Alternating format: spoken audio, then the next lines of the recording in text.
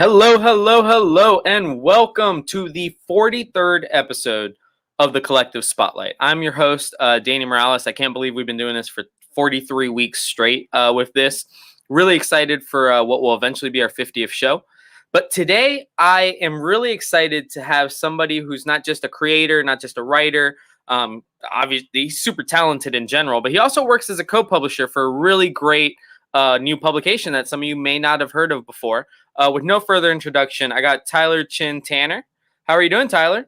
Great. Thanks for having me. Hey, man, it's always good to have you, especially, I don't know how many people, we had such a crazy week. We didn't get a chance to do all the shout outs, but you guys actually provided a couple of free books for our free comic book day that we did last week. It was a flip book that was, I believe it was Mesa and Dead Legends, was it? Mezzo and Dead Legends, yeah. Two titles we released. Oh my goodness, what was that? 2008, the very end of 2018, start of 2019. So we did a flip book. I think those are available in San Diego 2018. Just a promotion when they were in previews catalog. So yeah, you told me about the event and you're opening it up. So I was like, oh, well, those are two titles that their sequels are coming out later this year. So it seemed like a perfect match to send you my extras. So I hope they were received well at the event. Absolutely. So many people were like, yo, what is this book and what's this publisher? And it was nice because we had the trades on the wall as well and everything. So I was able to show them that way. But again, thank you so much to you guys because that was awesome that you guys could help us out on our grand opening. Yeah, happy to. So the reason I have you today is you get to put on like your writer's hat and promote your own book this week. So you are the writer on the Orphan King. Yeah. Which you guys did as they're the premiere editions, which is kind of your guys' way of putting out the first issue in physical floppy, and then it goes to a trade. Is that correct? Exactly, yeah. And we time it so that the trade is about to be orderable when the books come out. So this upcoming previews that I think comes out in 2 weeks will list the graphic novel. Now, if people want to follow along serialized, we do run it digitally every other week. So it's a bit faster. Okay. But I think people like reading it better binge-wise. They're used to things coming out a little sooner. So we keep everything in a pretty tight window. Or if they prefer just to go from the book, then yeah, they can order that right away. And it's it makes it, it adds to the collectability of it because you guys did this with a few issues earlier. I know Stephanie Phillips's book was also done this way. Yeah. And it kind of makes it a cool collectible physical floppy that you can add to your collection, you can put in your database, and then you can still get the trade later. Right. So tell me a little bit about the story of Orphan King and what you're doing in this graphic novel. Well, I loved the King Arthur stories when I was a kid, the movies, the books. I loved Mary Stewart's The Crystal Cave, Marion Zimmer Bradley's The Mists of Avalon, T.H. White's The Once and Future King. I even read some of Le Morte d'Arthur, things like that. So I really liked it. But in my typical style, I tend to always have my own spin on it or the way that I think things should go. So what always struck me as being a little weird was the concept of the birthright. And they address it a little bit like, okay, he's supposed to have gotten this great training from Merlin or whatever, but he still comes back and it's just sort of magical. Nothing wrong with having those elements of the story, but it's like, okay, he didn't actually prove to anybody that he could do this, right? I mean, it's just sort of, oh yeah, because of who your dad was. So I thought in this modern time, at least have an alternate version of that where that doesn't quite cut it. He does train with his, in this case, Merlin is a combination of the lady in the lake in Merlin, and she's a woman, his mother's sister. He trains with her, but when he comes back, things aren't exactly how he expected, and he doesn't have a kingdom to inherit. So now the journey begins about learning what it's really like in the kingdom and the people and what happened and how to connect with these people and how to be a good leader. So it's more about the journey than just, having it thrust upon him. Nice. Because, like you mentioned, I feel like a lot of times in those books, in the King Arthur stuff and anything with the Knights of Round Table, you just jump right into, hey, they're adventuring now. They've all slayed their demons and they're a team. So I love that you're going through the journey, like you said. Another thing that I can't help but just be amazed about on this book is the interior art. Right here on the very second page, I mean, you guys show off his armor and everything. Yeah. And I mean, it's beautiful throughout the book. There's great art in here. Talk to me. Your artist was James Boyle. Yeah. Talk to me about working with him. Where you guys found him, because this is phenomenal interiors. So I found him in 2005. Wow. It was just about to go into our last year of art school. I was at the Kubert School. He was at an art school in Philadelphia. We met at Wizard World Philly, and he actually collaborated with me on my very first Away Blue World project, Adrenaline, which came out. The book came out in 2009. So the first couple of years out of art school, we worked on that. We had humble beginnings as a publisher. Like, it was really just coming out of art school, and the first 3 years was just doing one book and then another, and then we picked things up, digital, Kickstarter, kind of got things going. So that was like our first sort of like Adrenaline. I love it. It was a trial run right out of art school. So, I went on to some other projects. He did some more illustration work. He did a tarot deck thing, which was really cool. And then we came back together from this because I was kind of like, I want to do this project. I think you'll be the perfect artist for it. So we reconnected, and this is, round 2 for us. So That's awesome. That's almost like, wow, a decade and a half in the making too, like for that second round. Now you're making me feel old. Yeah, this is officially the 15th year of Away Blue World, but that was my final year of art school. So, like I said, it started off as like a self-publisher, and we've kind of just grown, and I love working with artists and other creators and anthologies. So we've kind of just opened up the umbrella because of that. Well, and I'm excited to talk about that, and people are probably like, "What's a Wave Blue World?" Like, this might be the first they're hearing of it. We'll definitely talk about that here on the later half, because he obviously is the person to talk to about this. But one of the cool things that I noticed about that you guys do is you guys your anthologies, and actually real quickly I'll talk about that. There was I think it was called Maybe Someday. Was that what the last one was? Mm-hmm. And you guys put it with a hook there. I believe for that one specifically, it was like Tales for a Better Tomorrow. I might be paraphrasing there. Tell me a little bit about where that idea comes from, because not only are you working with other creators, but you're also there's an idea there, right? Yeah. Well, it's a theme. You want a connecting theme, at the very least, for the stories to come together for some reason. But we also wanted to keep it broad so that, the creators have free reign to do different things, because you want some variety there.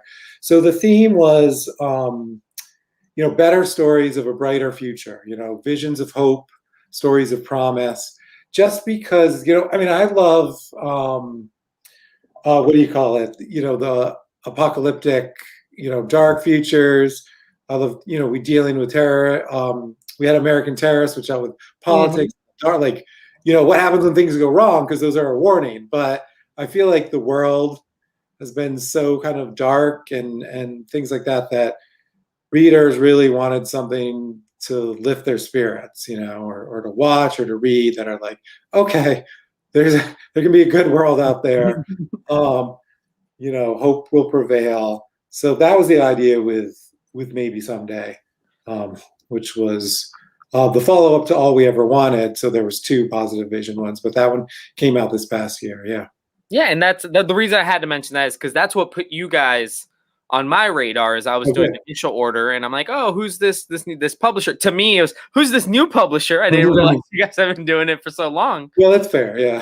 But it was awesome. We got a bunch of copies of the book. Actually, your editor on that book, how do I say his? It's Eric Leakey? Yes, him. So I had experience with him from one of his Scout books. So I was like, oh, I'll give this a try. And we absolutely sold out. I was able to order more through you guys later. But yeah, that was our introduction in our store to you guys. And we've done phenomenal after that. But talk to me a little bit. You said that you are a Kubert School grad, right? Yeah. So you're multi-talented, right? You also draw, right? Yeah, I have not really drawn professionally. But I learned to draw, and I like to draw. I just did some designs for my Mezzo series here. That's why, because I was like, you did a remark in one of our graphic novels, and I was like, oh my gosh, I didn't expect this, and I was like, it was really great. So sorry, I was like just doing this for my Mezzo artists, So it's like, it helps me just sort of throw out like ideas that are in my head, and I try not to get in their way too much, but little layouts, here and there, or just like sketch covers, like you said, because I do love the job, but man, to draw a comic book. I mean, as any artist you've had on the series, it's a full-time job. I couldn't publish, write, and draw, so I just about managed to write and publish. That fills my time. But I do love drawing, and I respect the craft so much, and I think that's good for a writer for comics, because the last thing you want to think is that the artists have an easy job or something like that. Well, and I was going to say that's kind of really good because you kind of know what it's like to be on that side, so you can be very understanding with your guys. So we got Javi and Daniel popping in, watching. How are you guys doing? Daniel's actually a local here. He comes, picks up his comics every Wednesday. Oh, good. So while we're still talking about Orphan King, Yeah. what are some of your, and you mentioned you love the King Arthur stuff and everything, but what were some of your influences that maybe helped, mold the I guess the fantasy writer in you to do something like this? Did you read a lot of Conan growing up? Did you read King Arthur literature? Like, what was your comic book origin, kind of? Well, yeah, I definitely read those King Arthur books, and I've read other fantasy series books. Whether the Lord of the Rings, I read some Piers Anthony stuff, the Terry Brooks, I really love, sort of Shannara, a lot of that stuff. I think I already name checked Crystal Cave and the Hollow Hills from Mary Stewart, one of my favorites. Comic book wise, I went back and forth from superhero stuff to slight indie. Like, I loved ElfQuest. Okay. That was probably one of my big fantasy comic book ones. Usagi Yojimbo, Turtles a little. So I have my foot in both those doors there. I also just love Spider-Man, Batman, X-Men, the typical superhero stuff from the 80s. I haven't read it much lately, just because there's just so much continuity. They left me behind, but yeah, I love all that stuff. Yeah. That's awesome. And then now, how long? I know with some creators, they have been working on a pitch or working on a story for decades, years. How long had you been working on this layout and this script for Orphan King? Oh man, I did have a pretty early start. I'm trying to remember when I first started laying down that stuff, but probably like 4 years ago. Yeah, and then we sort of like tinkered away at it a little bit over the last like 3 years ago, and then over the last 2 years, I think we went pretty hard to finish it up, 2019, 2020, to get it done. But yeah, it was like a slow start as we felt it out, and you could probably see from that first issue, when people do read it, we're all right. We're about to set things in motion. So that first one was just feeling out the concept a little bit before we say go, and then 2 through 5 was it's pretty like straight on, flat out adventure. You'll find from there on the run. Yeah. So I noticed, and it might just be his look, but he looks it looks like you kind of went really young with him. How did you end up settling on what age you kind of wanted to go along with that? So there's 2 timelines that happen in that first issue. There's a flashback before he goes to leave to train with his aunt, then when he comes back. So the idea was to go with like 8 or 9 to 13, 14 when he comes back 4 years later. And yeah, that was something we worked on, the consistency, to make sure, because he's a kid in both, but you got to do, and that's hard to do the exact age of a kid. Like, make him look young in both, but younger in the flashback. So, well, and yeah. I think your artist knocked it out, because he looks, I guess, more innocent in the flashback, and that's where you get the youngerness. I guess that's not a word at all. Yeah, no, he did a great job of drawing a kid and getting those 2 ages right. So that was really great. That was really cool. So I can't help but notice under the editor name, the last name seems familiar. Yes. In the family here? Yeah, so my wife and co-publisher. So what's it like having your wife edit your book? It's good. It's really, I've liked it. We've co-written some stuff, and we've edited each other's stuff.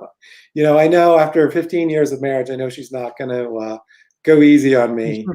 She wants these good books to be as good as I do. So, I know when she comes at something from a certain angle, it's all just to make the story read better. So yeah, I trust that, and it's just easy to have somebody, who has a good sense of judgment, but also is very accessible in some ways. Yeah.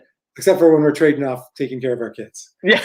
Well, it's funny because Travis Gibb, actually, who's in the comments, I interviewed him about 2 weeks ago, and his wife also edits on his projects. And it's funny to get that dynamic because he kind of had the same thing to say as well, that, it's nice to have somebody that understands you, but they're not going to hold back any punches. Right. Yeah, no, exactly. She would never do that. So one of, and I want you to tell me the story about this because I know it showed up in the email, and I'm super happy. We have 2 copies of this really cool limited cover. The big difference, if people want to notice, this is the open order cover, 3 diamond and everything.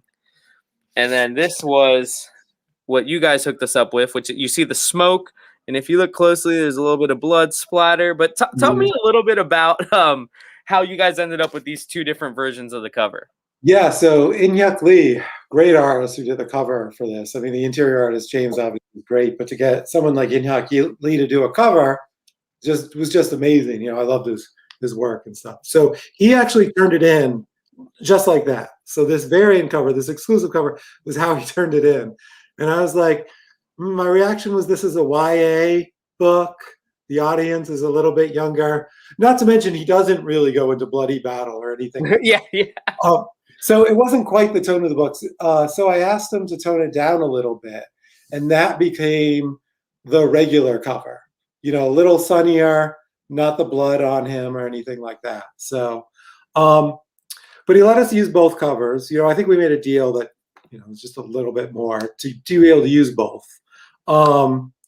And so I thought, why not a variant cover? We do like to play around with some variants here or there. I don't try to do a lot of it. But, if they can be fun, or if I've got something like that to do. And I never did a variant like that before. Usually you have to get a different art or do a black and white or take off the logo or like that. So I think this would be a cool idea. And the other thing we've been doing is trying to give retailers something a little bit special that's not gimmicky, but just support your local comic shop. As we mentioned, I don't do a lot of issues in print. You can't order a 2 or 5 to the book. So, why not have a variant or 2 if people want them, so I sent those out to a few shops. Those are pretty limited, the dark variant. And you were nice enough to sign them for us. Yes. Yep. Yeah. Signed them and sent them out to you. So that was cool. And I don't know if any shop would actually do this, but you could have hid them with the regular ones, and then people wouldn't know, or it would have been like a surprise. But so I might do that on the shelf. Now, granted, because and Daniel, who's in the comments here, Daniel knows. I cross pull for my people. So, like people that might like your book that I already know, maybe they really like Conan, they really like high fantasy. It might already be in their box. So maybe I'll surprise somebody with one of those. We also have our auction on Wednesday, so we might put one of those as a share prize or something on there. Yeah, absolutely. And I'm not like, if it helps the shop, earn business and keep their doors open, I'm happy for them to price it up if, as long as they have the customer for it, right? Yeah, no, and we're super excited because, again, this is at least the second premiere edition that we caught, because the first one was the Stephanie Phillips one, and I think it's genius. It's great to have a physical copy that gets people's attention. People will come into my store tomorrow looking for all the indie new stuff, and this will be right there with the first issue tab and everything, and they can pick it up. And if they like it, it'll be probably about 3 months then, 2.5 months, the trade paperback comes out. Comes out in August, yeah. August, it'll be in this upcoming previews, the June previews for August release, yeah. So, real quick before we go and talk about the rest of the publications that you have going on, tell people one last time what they can expect from not just the first issue, but the whole graphic novel of Orphan King. So it's a YA adventure, so it's very readable for young kids, but I think I put a lot in it for adults, especially if you know the King Arthur story. A lot of little Easter eggs or homages to some of those books. Fast-paced adventure. It's kind of a coming of age in a way, but about learning about your place in the world, responsibility, nobility, things of that nature, trying to figure it out. So I think it's a lot of fun if you know some young readers who want to read up a little bit or just, like this subject matter. I think it's a great book. I think people are really going to enjoy not just the first issue, but when they read the whole story arc. I love that you're going YA with it. Tell me a little bit, and obviously your other one, is it Avery? Avery, yeah. Yeah, that one went YA as well. But tell me a little bit about why you felt, because you could have toned this up and Yeah. made it not YA, but why you felt like you needed to make it YA, and why you feel, because I talked to Stephanie Phillips about this as well, and she felt there's a gap right now in YA comic books that a lot of people are hoping to fill, because kids need comics as well. But yeah, talk to me just real quick about why you decided to go YA with this. Yeah, I think there is a gap in the market, or it's been underserved, where you've had like the real kiddie comics, or the young reader ones. It's like the big companies only need to know how to do that. They have their pretty much mature main, even if it's mainstream line, it's more towards adults. And then there were just like the kiddie ones. And having two kids myself, it did feel like there was sort of a gap in there. You gave them this little kids thing, or check out Batman 687. In between. And then as far as ourselves, I got a little stuck in doing the mature for a little while, just because I was writing the stuff that I was into. And I mean, even as a kid, I loved Born Again and things like that. But, in today's world, especially having kids, parents or things like that would be like, oh, do you have something my kid would like to read? And I'm just like, no. Depends how open-minded you are. Because my older one will read all that stuff, but I did want to I want younger people to read comics, and I want them to keep reading comics, not just when they're a little kid, but as they're growing up, middle school, high school, things like that. So it was fun to do. And then once I just got into this concept, I really liked it, and I didn't feel the need to make it more mature. Even if I wanted to say some things about the world and our society, you can still do it in a way that's interesting, and kids will enjoy. So I like that. I like that. And again, I'm really excited. I mean, ever since I've taken over the ordering of the comics, I've been trying to build up the kids section, and anything like this, we always grab them. And this one is, again, going to do really well. And honestly, most of the people I'm cross pulling for are the adults. I'll make sure to drop it in there for some of the guys with the middle grade readers and things like that as well. Perfect. Yeah. You guys also, so again, A Wave Blue World, like you mentioned, has been 15 years, you said, right? Yeah, yeah. So you guys have been around 15 years. I just recently came across you guys. Yeah. But you guys have had some really good hits, especially just things that we recently put in the store and sell out instantly. Off the top of my head, the 27 Run series, both of those books have done phenomenal for us. Great. You guys also had a cool collaboration with like a band, I think. It was like Jack. Radio? Yeah. So I thought that was really cool too. How do some of these? How did that idea come up to do that collaboration with Jack the Radio? So George Hodge, who wrote that comic and is in the band, I think he's the leader, singer, songwriter. He was at Heroes Con 3 years ago, and was a fan of an art book that we did. Chris Brunner, Rico Renzi, the kids stick together. So he came for the booth, and I met him briefly and heard that he did the music. But then he just reached out to me and said, I've been putting together this comic, because he started putting it together himself based off of the songs of his album. So he had this upcoming album, Creatures, coming out. And on his own, he had already hired some indie artists to draw stories to fit with each of the songs. So it's an anthology comic, and it goes through the same order as the order on the album. And so I just thought that was a great idea. At the time, we thought we were going to be able to debut it at Heroes Con, and he was going to be able to play, his band was going to be able to play at some of the events, and we'd have the comic. But COVID shut that all down because it came out last year. So we really haven't been able to do anything in person. He's able to take the comic around to some events that he's been starting to do, or just mail them out to people. But it's a really cool comic with some great artwork in there, and just a neat, we love to do interesting things here. We'll do some genre stuff, but anything I could do to break out of that, or do something new that hasn't come to comics before, or another media, like, music, I'm all for it. Yeah, and I noticed actually it's kind of, the trend is on the up and up of comics and music coming together. I've noticed a lot of comics put records together, different things. So I think that was genius. You guys were really ahead of it on that, because I see a lot of Kickstarters doing that. They do a record and a comic together and things like that. Yeah, I think the internet makes it easier. actual audio music into a paper comic book. But if people are reading it online, and then you have a playlist or something, that connects it a little bit better somehow. And maybe as technology grows, I mean, who knows what'll come out 10 years from now? We just don't know what we'll be doing, just like we didn't know 10 years ago what we'd be doing now. Yeah, I could see that growing even stronger, because I do think it's a great fit. Something about the verse and the storytelling and keeping the movement going, and it just seems to work really well. Oh yeah, absolutely. Yeah. And you guys have had a chance to work with a lot of cool creators, because I see was it Justin Zimmerman is the one that does the 27, sorry. Yeah.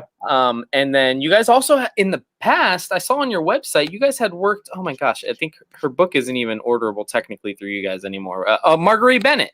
Yeah. You guys worked with her back in the day. Yes. Yeah, she did a story in the Broken Frontier anthology, so that's still available.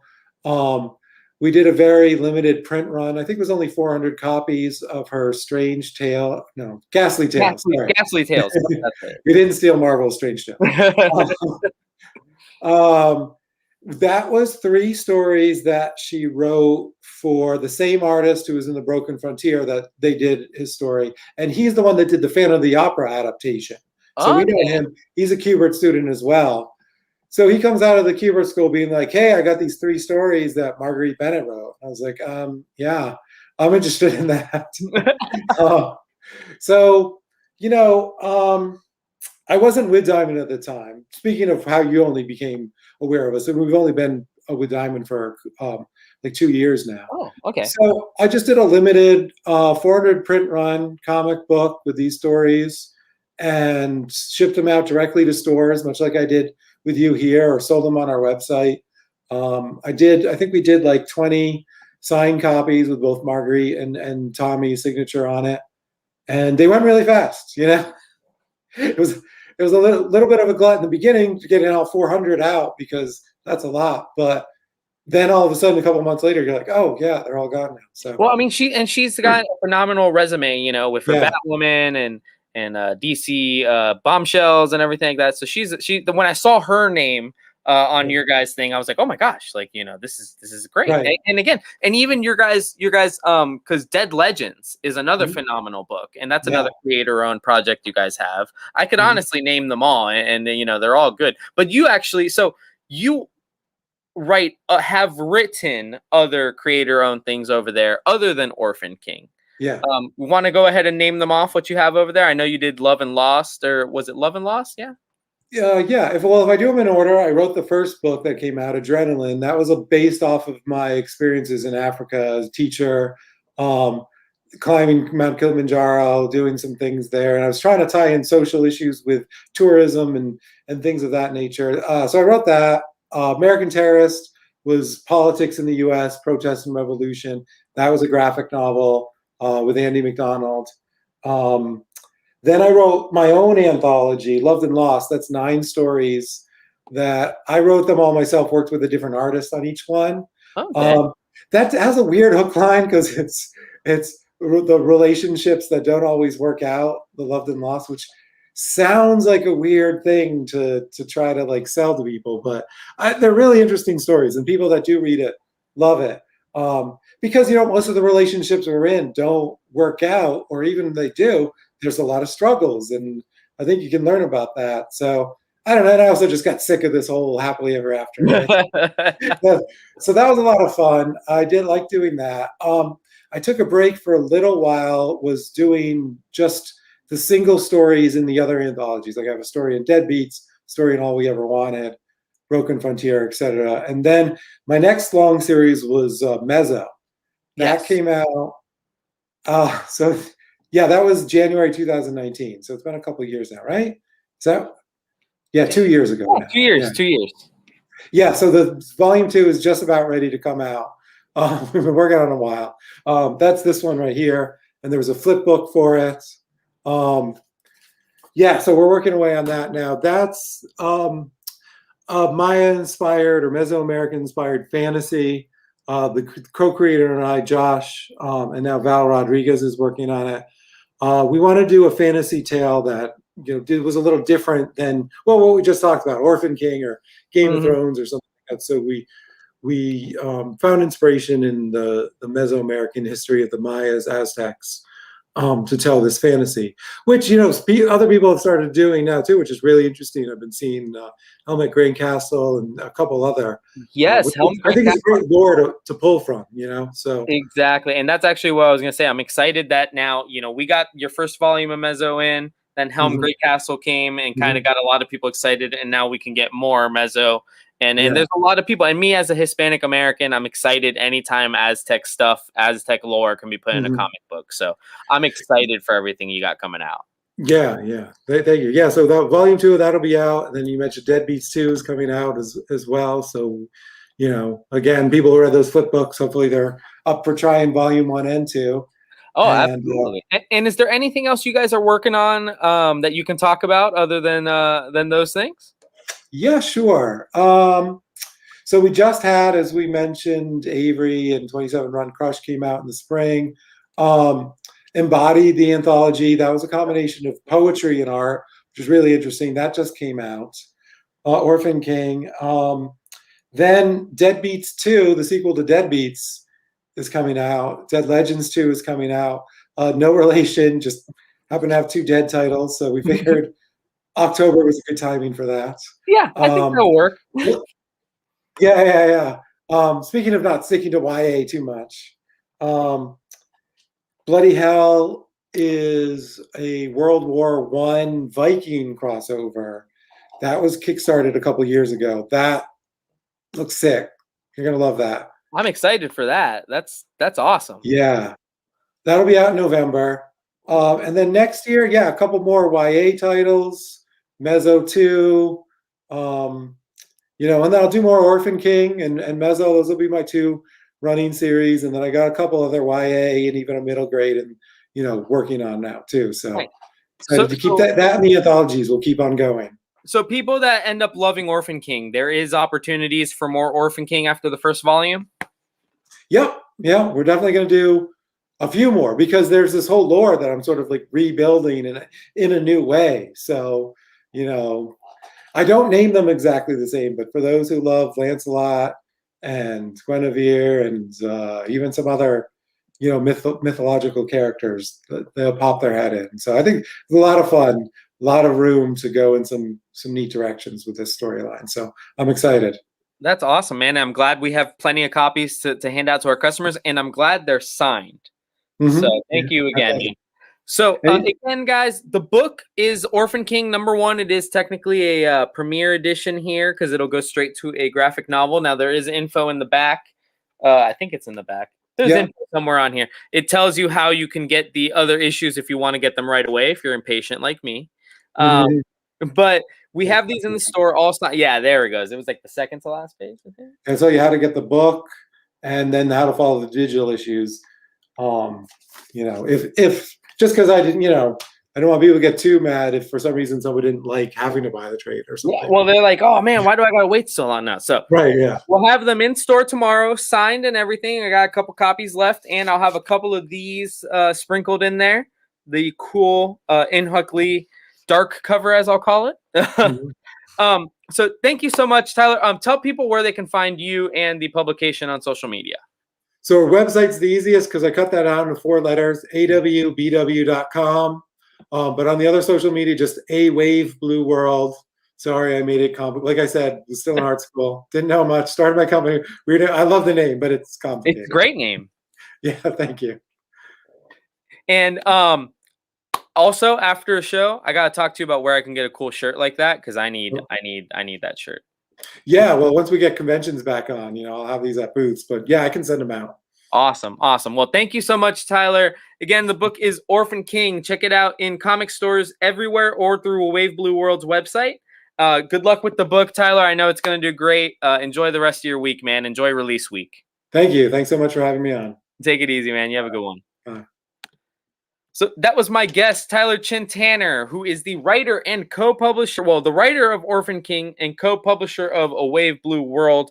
Great company, great friends of the store. We will be getting all Wave Blue World products moving forward, including old things. If there's anything you need ordered for them. Again, thanks to Tyler and everybody else at Wave Blue World. I've been Danny. This is episode 43 of Collective Spotlight. Join us tomorrow, Wednesday, 5:30 for the Hump Day Happy Hour auction. All these things will go on there, plus something being in the box. Take it easy, guys, and we will see you tomorrow.